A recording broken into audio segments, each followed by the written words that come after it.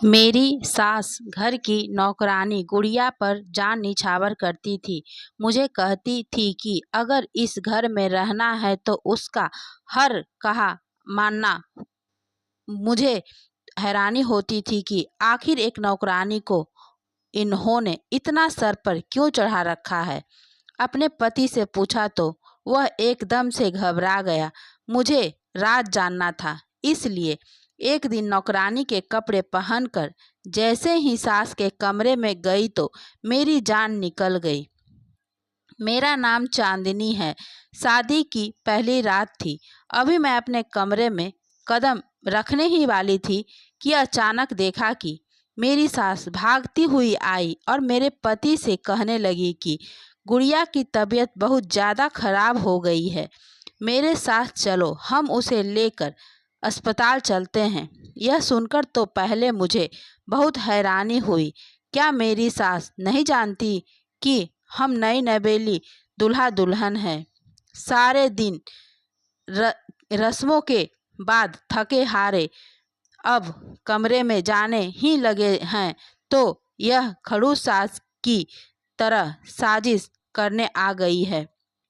मुझे अपनी सास की इस तरह की हरकत की उम्मीद नहीं थी।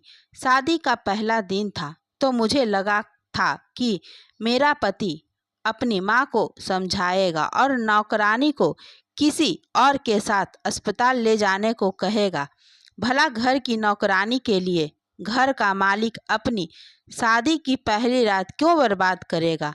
मगर इस वक्त सामने का मंजर देखकर मेरी आंखें फटी की फटी रह गई। जब मेरा पति इसी वक्त भागते हुए अपनी माँ के साथ चला गया।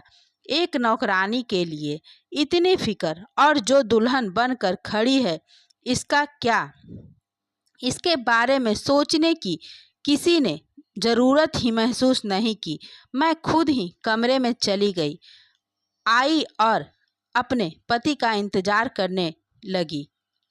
सारी रात बीत गई। सुबह 4 बजे के करीब वह वापस आया तो बहुत थका हुआ लग रहा था। जब मैंने पूछा इतनी देर से क्यों आए तो कहने लगा कि गुड़िया को कमजोरी हो गई थी, उसे ड्रिप लगी थी, इसलिए मैं और माँ रात को उसके पास ही थी। दिल तो मेरा यही चाह रहा था कि इससे खूब लड़ूं कि यह क्या बात हुई। एक नौकरानी के लिए आप मेरे ऐसा कैसे कर सकते हैं? लेकिन मैं उस घर में एक ही रात की दुल्हन थी, इसलिए मैंने झगड़ा करना ठीक नहीं समझा और चुप रही। जब मैंने पहली बार गुड़िया को देखा था तो मैं चौंक कर रह गई थी। उसे देखकर कहीं से भी नहीं लगता था कि वो इस घर की नौकरानी है। वो दिखने में काफ़ी खूबसूरत थी। मैं तो इसे घर की सदस्य समझ बैठी थी, मगर बाद में मुझे पता चला कि वह मेरे ससुराल वालों की नौकरानी है। हैरानी मुझे इस बात पर हुई थी कि जब मेरा रिश्ता लेकर आए थे तो एक नौकरानी को साथ लाने की क्या ज़रूरत थी, वह भी इतना अच्छा तैयार करवाकर जैसे वह घर की ही हो। उनके जाने के बाद मैं इस बात पर काफ़ी हैरान थी तो मेरी माँ मुझे कहने लगी कि यह तो तुम्हारे ससुराल वालों का बड़प्पन है कि वह एक नौकरानी को भी घर वालों के जैसा ही दर्जा देते हैं, वरना आजकल के ज़माने में अपने नौकरों के साथ इतना अच्छा सलूक कौन करता है। मेरी माँ की बात सुनकर मैं भी खुश हो गई थी और मेरी माँ ने तो इस रिश्ते के लिए अब हाँ करने का पक्का इरादा कर लिया था, क्योंकि वह बार बार यही बोलते जा रही थी कि जो लोग अपने नौकरानी के साथ इतना अच्छा बर्ताव करते हैं वो लोग अपने घर की बहू को तो सर आँखों पर बिठा कर रखेंगे। मेरी बेटी के लिए वो लोग बहुत अच्छे साबित होंगे, इसलिए माँ ने अगले दिन ही रिश्ते के लिए हाँ कर दिया। कुछ दिनों के बाद मेरी शादी की तारीख में तय हो गई। शादी के सारे रस्मों में गुड़िया आगे आगे ही हो रही थी और घर के सारे कामों की जिम्मेदारी उसकी ही थी। हर कोई उसे ही आवाज़ देता था। जितनी बार भी वह मेरे ससुराल वालों के साथ हमारे घर आई, उसने एक से बढ़कर एक साड़ी पहनी होती थी। कभी कभी तो मुझे इसकी किस्मत पर जलन होती थी कि किस्मत हो तो ऐसी। मैं तो कभी सोच भी नहीं सकती थी कि एक नौकरानी की इतनी अहमियत होगी।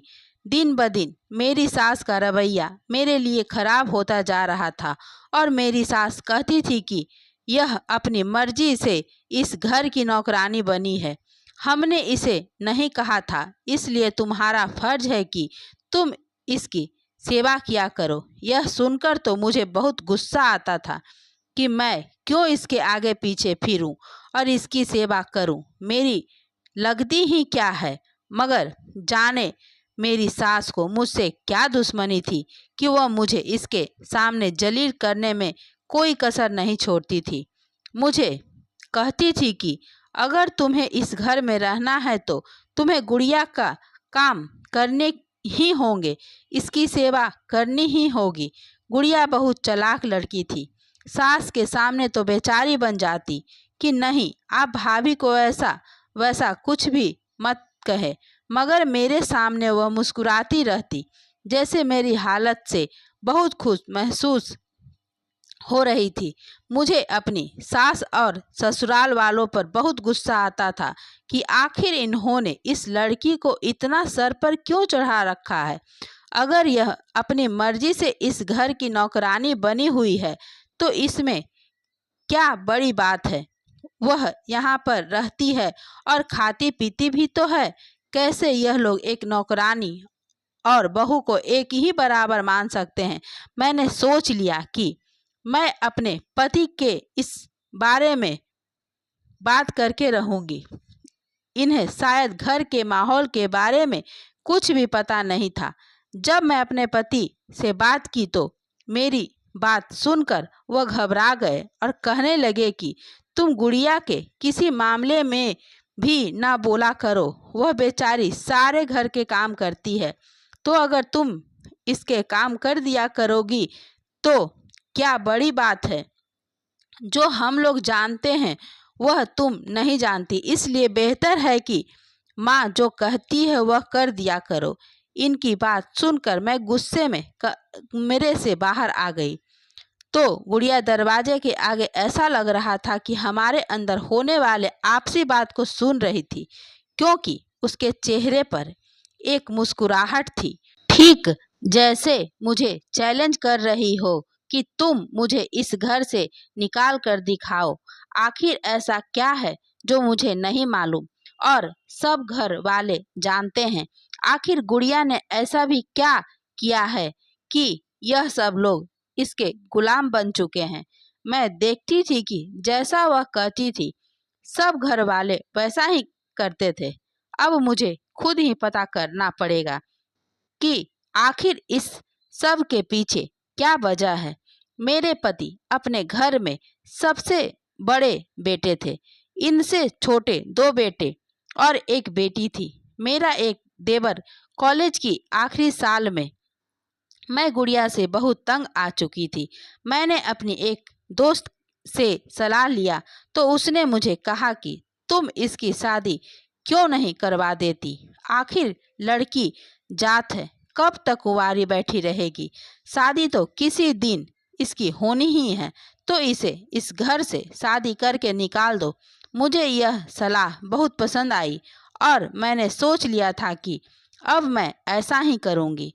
मैंने अपने 2-4 अच्छे रिश्ते अपने सास के सामने पेश किया कि हम गुड़िया की शादी किसी अच्छे लड़के से करवा देते हैं, मगर वो तो मेरी बात सुनने ते ही चिढ़ गई। कहने लगी कि तुम क्यों चाहती हो कि ये इस घर से चली जाए। मैं तो कभी भी इतनी जल्दी इसकी शादी नहीं करूँगी। मेरा पूरा घर इसने संभाल रखा है, अगर यह गई तो घर की जिम्मेदारी कैसे चलेगा। मैंने सास से कहा भी कि मैं किस लिए हूँ, मैं सब संभाल लूँगी। मेरी सास किसी भी सूरत में मान ही नहीं रही थी। मैं समझ नहीं पा रही थी कि ऐसा क्या डर है कि शादी नहीं करना चाह रही। मैं अपनी सास से बात करके कमरे से बाहर निकली तो गुड़िया आगे ही खड़ी थी। मुझे देखकर अजीब से लहजे में कहने लगी, भाभी आप मेरी शादी की फिक्र छोड़ दे, जब करनी होगी तो मैं खुद कर लूँगी, मुझे किसी की इजाज़त की ज़रूरत नहीं है। मैं तो हैरान ही रह गई कि अजीब लड़की है, इसे तो किसी की फिक्र ही नहीं और घर वाले इसके फिक्र में मरे जा रहे हैं। मैं देखती थी कि रोज एक ही टाइम पर वह शाम की चाय लेकर मेरी सास के कमरे में जाती थी और फौरन ही वापस पलट आती थी। मैंने कई बार इसकी बात सुनने की कोशिश की है कि मगर मुझे हमेशा नाकामी का ही सामना करना पड़ता था। वक्त गुजरने के साथ साथ मेरा यह शक यकीन में बदलता जा रहा था कि कोई ना कोई ऐसा तो राज है जिसका जानना मेरे लिए बेहद जरूरी है। एक दिन गुड़िया घर में नहीं थी, शायद बाजार गई थी। जब घर पर नहीं होती थी तो मुझे बहुत सुकून मिलता था। ऐसा लगता था कि जैसे मैं किसी भारी बोझ से आज़ाद हो गई हूँ। इसी दौरान मेरी घड़ी पर नज़र पड़ी तो मैंने देखा कि यह तो वही वक्त है जब वह मेरी सास के कमरे में उनके लिए चाय लेकर जाती है। आज वह नहीं थी तो मैंने सोचा मैं ही सास के दिल में घर बनाने के लिए सास के लिए चाय ले जाती हूँ। इस वक्त मैंने सर पर दुपट्टा ले रखा था जिसे मेरा चेहरा छुप गया था। मैं ट्रे में चाय रखकर वापस आने लगी तो मेरी सास मुझे गुड़िया समझकर कहने लगी कि आखिर तुम कब तक मुझसे नाराज रहोगी, तुम मुझे माफ क्यों नहीं कर देती। फिर जब अचानक सास की मुझ पर नजर पड़ी तो वह एकदम से घबरा गई और कहने लगी, मेरे कमरे में इस वक्त क्या करने आई है। मैं चुपचाप वापस चली आई और सोचने लगी कि आखिर मेरी सास इस नौकरानी से किस बात की माफी मांग रही है। कुछ दिन बाद की बात थी। मैं अपनी एक दोस्त से मिलने उसके घर गई थी और वापसी पर मैंने गुड़िया को देखा।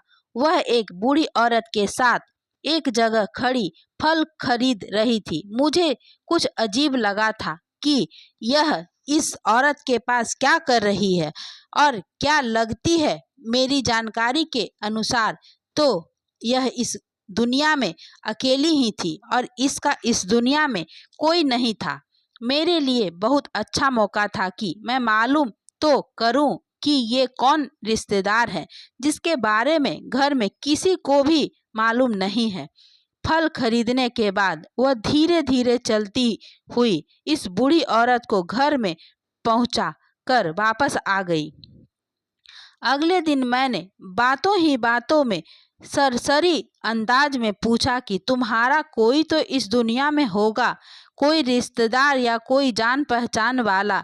तो एकदम से शक की नज़रों से मुझे देखने लगी। फिर नहीं में सर हिलाते हुए कहने लगी, नहीं मेरा इस दुनिया में कोई नहीं है। वो सरासर झूठ बोल रही थी और इसके पीछे क्या वजह थी यह मुझे मालूम करना था। 2 दिन के बाद मैं गुड़िया को चोरी चोरी घर से बाहर जाते हुए देखा तो मैं जल्दी से भागकर कमरे से बाहर निकली और किसी को भी बगैर बताए इसका पीछा करने लगी। उसने बाजार से कुछ सब्जियों और फल खरीदे और उसी बूढ़ी औरत के घर पर जाकर दे आई। मैंने नोट करना शुरू किया तो यह जानकर हैरानी हुई थी इसका तो हर 2 दिन के बाद का काम था। वो दवाइयाँ सब्जी और फल वगैरह जाकर इस बूढ़ी औरत को पहुंचाती थी। आखिर इससे के मदद के जज्बे के पीछे क्या कहानी हो सकती थी। मैं चाहती थी कि इस बूढ़ी औरत से ही मालूम करती कि आखिर तुम इसके रिश्ते में क्या लगती हो, मगर मैं उस औरत को क्या जवाब देती कि मैं कौन हूँ, ये सब क्यों मालूम कर रही हूँ। इसके लिए तो पहले मुझे उससे जान पहचान बढ़ानी पड़ेगी। एक दिन मुझे बाजार में कुछ खरीदारी करनी थी कि मैंने इसी बूढ़ी औरत को देखा। वो सड़क पार करने की कोशिश करते रहती थी। ट्रैफिक बहुत ज़्यादा था, तो मेरे लिए बेहतरीन मौका था, जिससे फ़ायदा उठाते हुए मैं जल्दी से आगे बढ़ी और इसका हाथ पकड़कर सड़क पार करवाई। वह बहुत खुश हुई और मेरा शुक्रिया किया। मैंने कहा, क्या आपका इस दुनिया में कोई भी नहीं है? तो आप इस उम्र में अकेली बाहर निकली हुई हैं। तो कहने लगी, ऐसी कोई बात नहीं, मेरी एक बेटी है ना, लेकिन वह नौकरी करती है, तो कभी कभार ज़रूरत पड़ती है तो निकलती हूँ। हालांकि वह तो बहुत मना करती है। ये सुनकर मैं चौंक गई। यानी कि गुड़िया इसकी बेटी थी। गुड़िया ने क्यों कहा था कि उसका इस दुनिया में कोई नहीं है? शायद वह मुझसे झूठ बोल रही थी। मैंने सोच लिया था कि मुझे क्या करना है। मैं गुड़िया के कमरे में गई और उसके कपड़े पहन लिए। मेरी और गुड़िया का शरीर एक जैसा था, इसलिए कोई अलग हमें दूर से देखता तो वह पहचान नहीं पाता। मैं गुड़िया के कपड़े पहनकर चाय लेकर अपनी सास के कमरे में चली गई। चेहरे को मैंने जानबूझकर ढक लिया था। जैसे ही मैं चाय देकर वापस पलटने लगी तो मेरी सास कहने लगी, रुक जाओ, मेरी बात तो सुनो। कितने दिन तुम मुझसे नाराज रहोगी? बस थोड़ा सा वक्त दे दो। तुम्हारा ऐसे ही बहुत बड़ा एहसान है कि तुमने मुझे अपनी माँ की मौत के लिए मुझे माफ़ कर दिया है और मुझे ही अपनी माँ के बराबर समझा है। तुम जो कह रही हो मैं वैसा ही करूँगी। बस कुछ मैंने इतना सुना तो मेरे सब्र का पैमाना टूट टूट गया कि आज तो इन्हें हकीकत बतानी पड़ेगी। मैंने अपने चेहरे से दुपट्टा पीछे हटाया तो मेरी शक्ल देखकर मेरी सास के चेहरे की रंगत उड़ गई। वह मुझ पर चिल्लाते हुए कहने लगी कि तुमने गुड़िया के कपड़े क्यों पहने हुए हैं? तुम क्या खेल खेलने की कोशिश कर रही हो? मैं समझाते हुए कहा कि खेल तो गुड़िया खेल रही है। आप यह क्या कह रही थी कि आप इसकी माँ की मौत की जिम्मेदार हैं, जबकि इसकी माँ तो जिंदा है। मैं खुद इसकी माँ से मिली हूँ। ये सुनकर तो मेरी सास चौंक कर रह गई। कहने लगी, तुम कुछ नहीं जानती, तुम इन सब से दूर ही रहो। मैं इसकी माँ की मौत की जिम्मेदार हूँ। मेरी वजह से वह बेचारी इस दुनिया से चली गई। मैं अंदर ही अंदर मर रही हूँ और अब अगर इसने अपनी माँ की मौत के लिए मुझे माफ़ कर ही दिया है तो तुम हमारे बीच क्यों पड़ रही हो? अब मेरी सास की हालत खराब होने लगी। मैं घबराने लगी कि इन्हें कुछ हो न जाए। इतने में मेरे पति भी आ गए और वह मुझ पर गुस्सा होने लगा कि मैंने आखिर माँ को क्या कहा है कि वह बेहोश हो गई। इतने में गुड़िया भी आ गई। मैंने अपनी सास को होश में लाते हुए कहा कि आज तो सब सच का खुलासा हो ही जाएगा। मेरी सास होश में आई तो मैंने कहा, आधे सच का खुलासा हो चुका है। आप मुझे अब बाकी कहानी भी बता दे कि आप गुड़िया की माँ की मौत की जिम्मेदार कैसे हैं? सभी लोग मेरे सवाल पर परेशान से हो गए। शायद वह नहीं चाहते थे कि यह राज मेरे को पता चले। मेरी सास कहने लगी कि गुड़िया की माँ कमला मेरे घर पर काम करती थी और यह भी बचपन से ही मेरे घर में काम करती है। 2 साल पहले की बात है, जब इसकी माँ कमला ने मेरा सोने का लॉकेट चोरी किया। मुझे इससे यह उम्मीद नहीं थी। मैं जिस पर इतना भरोसा करती हूँ मेरे साथ ऐसा करेगी, इसलिए मैंने इसकी माँ को जोर से थप्पड़ मारा और पीछे को धक्का दिया। इस वक्त हम छत पर खड़े थे और मेरा इरादा हरगिज उन्हें कोई नुकसान पहुंचाने का नहीं था, मगर गुस्से में मेरे दिए धक्के की वजह से इसकी माँ नीचे गिर गई और उसकी मौत हो गई। गुड़िया ने हमें अपनी माँ के अंतिम संस्कार में भी नहीं आने दिया। मेरा दिल कचोट कर रह गया था कि मैंने एक मासूम की जान ले ली है, इसलिए मेरे माफ़ी मांगने पर यह दोबारा से हमारे घर आ गई, क्योंकि यह भी जानती थी कि मैंने जानबूझकर इसकी माँ को चोट नहीं पहुँचाई थी। बस तब से ही हम इसका बहुत ख्याल रखते हैं और इसकी जो ख्वाहिश होती है इसे पूरा करना अपना फर्ज समझते हैं, ताकि यह मुझे अपनी माँ की मौत का जिम्मेदार न माने। अभी कुछ दिन पहले गुड़िया ने मुझसे कहा कि मैं इसे अपनी छोटी बहू बना लूं, तो मैंने इस बारे में सोचने के लिए कुछ वक्त मांगा। बस इसलिए यह मुझसे नाराज थी। मैंने गुड़िया की तरफ देखते हुए कहा, क्या तुमने इन्हें बताया नहीं कि इस हादसे में तुम्हारी माँ की मौत नहीं हुई, बल्कि वह बच गई थी? मेरी इस बात पर तो जैसे उसको सांप सूंघ गया। कमरे में सन्नाटा फैल गया। सबने हैरानी से गुड़िया की तरफ देखा। वह नजरें चुरा गई। मैंने अपनी सास को कहा कि यह लड़की पिछले 2 साल से आपको बेवकूफ बना रही है। गुड़िया ने कभी सोचा भी नहीं था कि यूं सबके सामने इसकी हकीकत खुल जाएगी। गुड़िया के पास कोई चारा नहीं था। वो शर्मिंदा होते हुए कहने लगी, मैं बचपन से ही अमीरों जैसा बनने की ख्वाब देखते आ रही थी। मेरी माँ मुझे बहुत समझाती थी, मगर फिर भी मैं यही चाहती थी कि किसी बड़े घर की बहू बनूं। मालकिन का छोटा बेटा मेरी उम्र का है। मैं हर वक्त सोचती रहती थी कि आप मुझे इस घर की छोटी बहू बना ले। फिर कुदरत ने मौका दे दिया। उस दिन वह लॉकेट मैंने ही चुराया था, लेकिन माँ ने इल्जाम अपने सर ले लिया और फिर वह हादसा हो गया।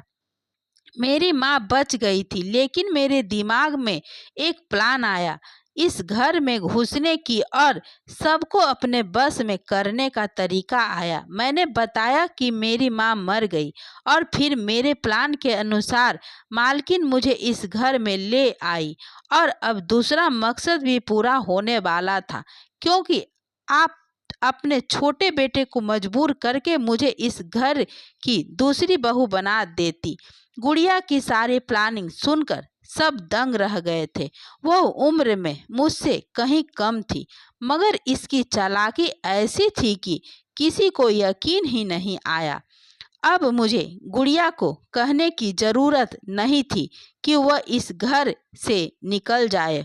वह जान गई थी कि अब उसका दाना पानी यहाँ से उठ गया है, इसलिए चुपचाप वहाँ से चली गई और कभी भी वापस हमारी जिंदगी में नहीं आई।